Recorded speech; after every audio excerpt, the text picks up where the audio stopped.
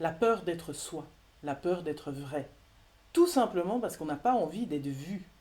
On n'a pas envie que les gens nous voient tel qu'on est.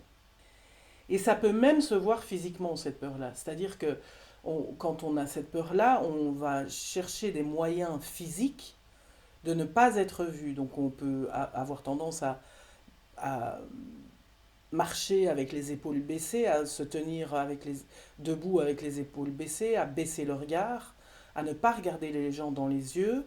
Ça peut être même les couleurs qu'on porte, les couleurs de vêtements qu'on porte. Soit c'est des couleurs que personne ne voit, soit c'est des couleurs criardes qui font qu'on ne voit que la couleur et on ne s'intéresse pas à la personne.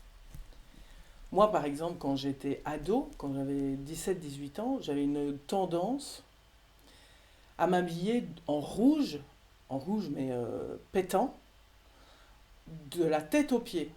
Mais c'était une manière d'être vue pour une facette de moi qui n'était pas vraie.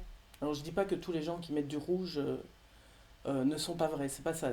Là je parle de moi, je ne parle pas de manière générale. C'était une des manières que j'avais de pouvoir exister, parce qu'évidemment quand on porte du rouge de haut en bas, les gens ont quelque chose à dire, évidemment, ça se remarque.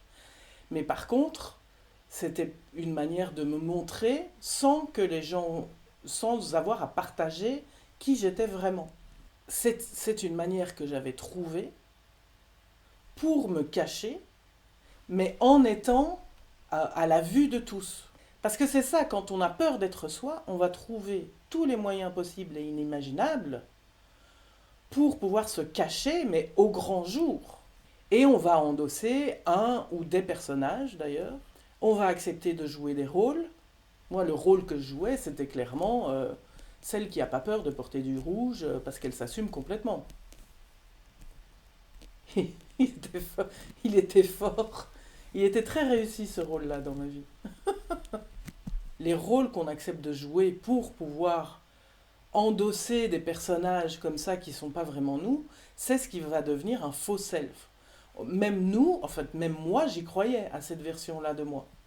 J'avais envie d'être cette personne qui n'avait pas peur du regard des autres. Mais ça ne veut pas dire que je n'avais pas peur du regard des autres. Et donc, cette version-là de moi, qui s'habillait de rouge de haut en bas, et parfois ça a même été jusqu'au fossile rouge, faisait partie de mon faux self, du faux moi, de la fausse identité, du faux personnage.